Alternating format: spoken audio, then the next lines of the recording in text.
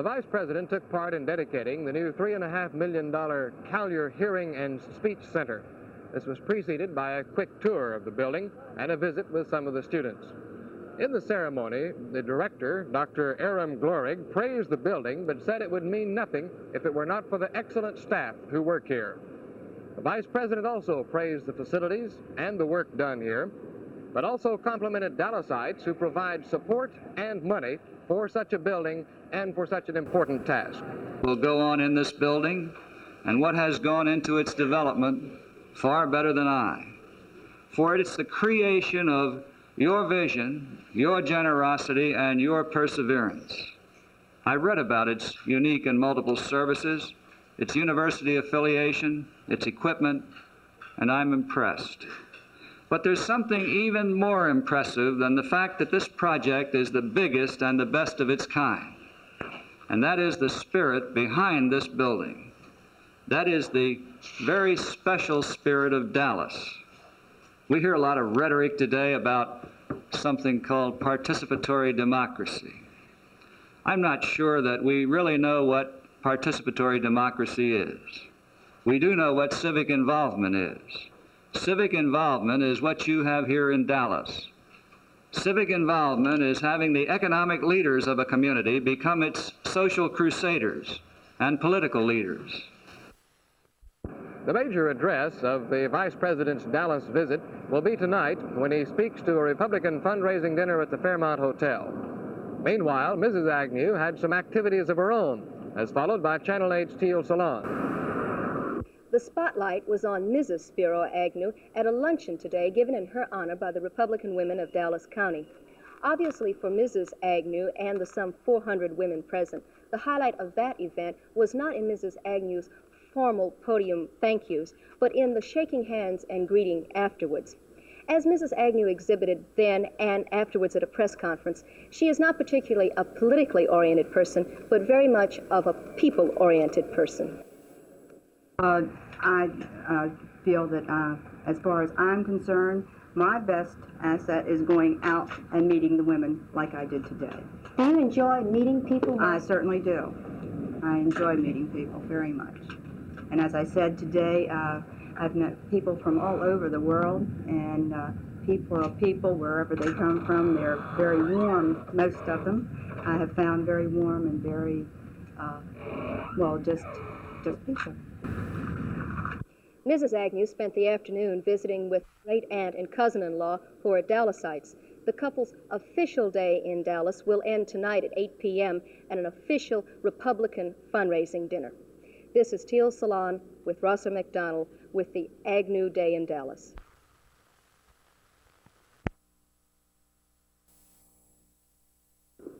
A group of Fort Worth citizens told the school board here last night they feel they are the victims of discrimination in the matter of bus service to public schools. A similar complaint was heard on Monday by the city council, and the issues, essentially, are these. Neither school buses nor city transit buses service many areas of the city.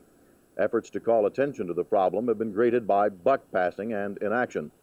At last night's meeting, Andrew Perperner said that unless something is done to increase bus service, an effort will be made by some elements to stop all buses from running in the city of Fort Worth. Now, on Monday, there were a group of black youths at the city council meeting. They said nothing, and they caused no trouble. After the meeting, a young man called me, said he had been with the group and that he would like to talk with me. He said they were planning trouble for Fort Worth unless certain complaints were heard and action was taken to resolve them. So I agreed to meet with the youths. I was at the appointed place at the appointed time, but nobody showed up to talk. No one questions the existence of a problem, but perhaps some of the reasons are a little less glamorous than the blanket charge of racial discrimination. The state regulates the use of school buses, and school systems are already in financial difficulty. The additional expense of more school bus runs are, according to school officials here, impossible to obtain. It takes guts to drive a city bus, with drivers across the country falling regularly victim to robberies, shootings, and harassment. It's not too hard to believe the Fort Worth Transit story that they are honestly trying, unsuccessfully, to hire drivers for their buses. Just talking won't solve the problem, but neither will threatening innuendos and implied challenges. The young men who called me are right to seek a better way for themselves and their younger brothers and sisters. But there are some good men at work on the problem now. Men like Andrew Perpiner and Gene Jonsson, the Reverend Clifton Bullock and Johnny Ayala.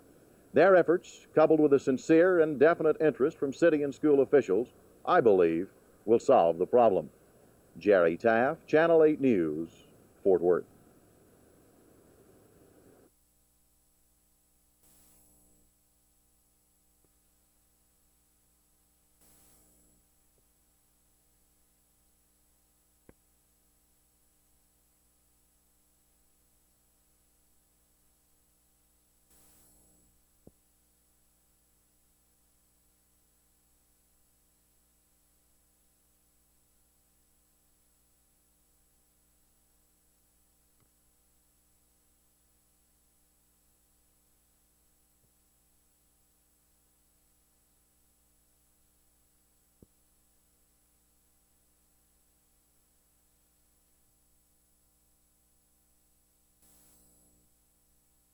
Well, basically, in Britain, all the polluting liquors, whether they are from domestic sources or from industrial sources, are collected together and treated as one mixed industrial waste to a high standard before discharge to the river. And the quality of this discharge is under strict control. What do you do with the resulting effluent? It is the effluent which goes into the river. Do you filter it? The processes require both a separation of the solids and then a complete oxidation of the polluting matter left in solution. It's at least a two-stage process, but these processes are well understood on both sides of the Atlantic. How successful has Great Britain been in controlling pollution? I think very successful.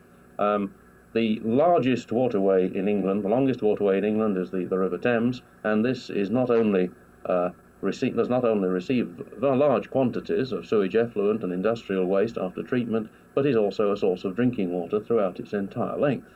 I think this is a measure of the pollution control we have in Britain.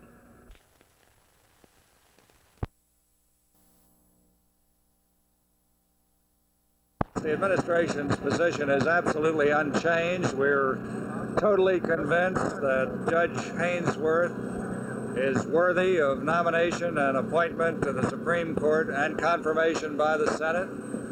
He's been thoroughly investigated by the American Bar Association. All the charges have been aired. They've been refuted suitably. The charges against him are totally flimsy, contrived, and it's my opinion that they have no substance whatsoever. I'm certain the President's going to stick with it, and I'm sure he'll be confirmed eventually. Doesn't it look very difficult now, though, with so much opposition?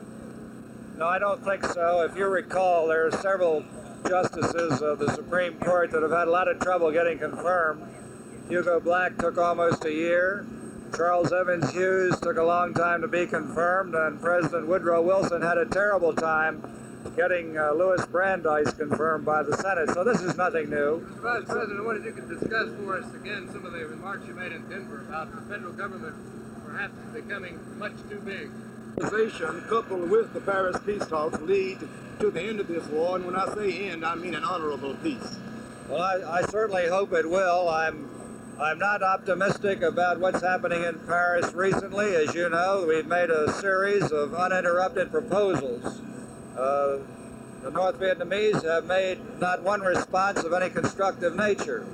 We're going to go ahead and continue to make proposals, continue to seek initiatives for peace, but the way it looks to me now, the only way we can get out of this thing is to train the South Vietnamese sufficiently and support them sufficiently that they can take over the combat burden. A number of senators have voiced objection to the Vietnam War recently, and there's been a crying from the Senate. What is the administration's feeling concerning this, and is the honeymoon now really over? Well, we all voice objection to the Vietnam War, but the question is, what can end it? Who is responsible for the war? Now, you take, for example, this October 15th protest against the war, a protest to the President. Fair-minded people should recognize that this protest should be directed to the North Vietnamese, not to the President. The North Vietnamese have made no constructive moves whatsoever. The President's laid down his points for negotiation. He's, in conjunction with the South Vietnamese government, agreed to free elections for South Vietnam supervised by an international authority. And he's made every possible concession that can be made short of simply running away from the responsibilities and wasting the lives of 40,000 American soldiers. Can you give us a realistic appraisal of Texas from a Republican Party standpoint? All I can tell you is we're enthusiastic about Texas. Thank you very much, Mr. Vice President. Mr. Mayor, the Vice President said that from a Republican standpoint, he's very hopeful about Texas. You think that he has anything to be hopeful about? Well, of course, his election time is a couple of years away, and I'm a nonpartisan, so I probably shouldn't try to be too much of a prophet. But it was a little close last time, and the way things are going, I think maybe it could be different. I don't mind being.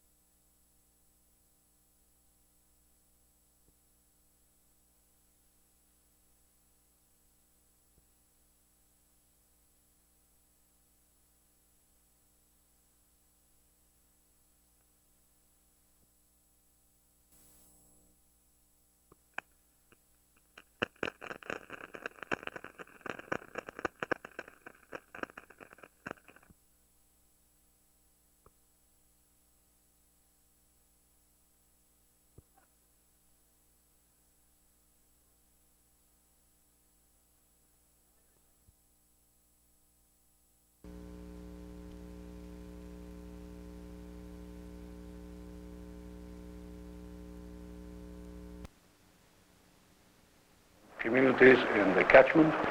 It also supplies in a variety of ways. We take samples of the effluent and of the river waters. We have a mobile laboratory which we send down to the riverside to analyze on the spot the waters or the effluents as the case may be. We also have to maintain contact, good contact, with the water undertakings abstracting water, with the anglers down, producing about 13 million gallons a day of effluent, which is purified in a sewage works consisting of settlement tanks, an activated sludge plant, and finally filtration before the effluent is discharged to the river. This particular discharge is made to the river only a short distance upstream of the first point at which water is abstracted for London's water supply. All this work we do would be useless if we didn't have adequate legislation to back us up.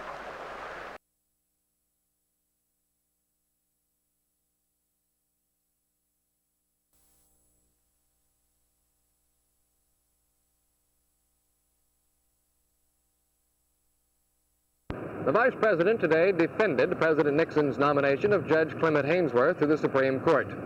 Encircled by a tight wad of reporters and cameramen on his arrival at Love Field early this morning, Agnew maintained that charges of wrongdoing against the judge are trumped up, and he predicted eventual confirmation in spite of the growing opposition. On another subject, Agnew expressed concern over the growth of the federal government. Well, the purpose of this administration and the President's new federalism programs, of course, is to transfer some of the authority and decision-making power back to the states and the local governments. Revenue sharing and the new welfare system, the manpower training programs are all geared in this direction. Sir, what is the danger of the government being so big, the federal government? With a country of 200 million people, it's impossible for one central government to be conversant and aware and capable of solving the problems of this country. Let's be frank, there's only one domestic issue down here, the oil depletion allowance. I want to bring it out in the open, clear the air, and give you the straight story. I support the present 27.5% depletion allowance.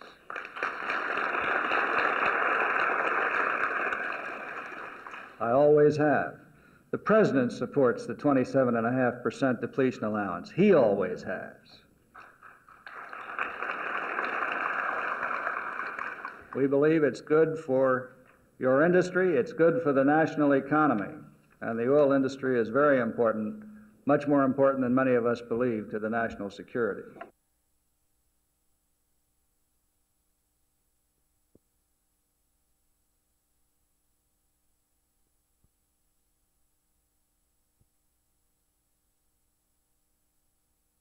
Do you want to excuse campus violence or any violence simply because some self-appointed leader pronounces it justified?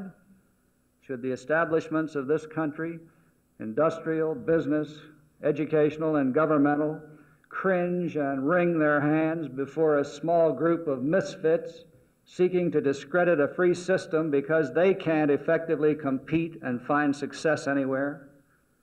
I find it hard to believe that the way to run the world has been revealed to a minority of pushy youngsters and middle-aged malcontents.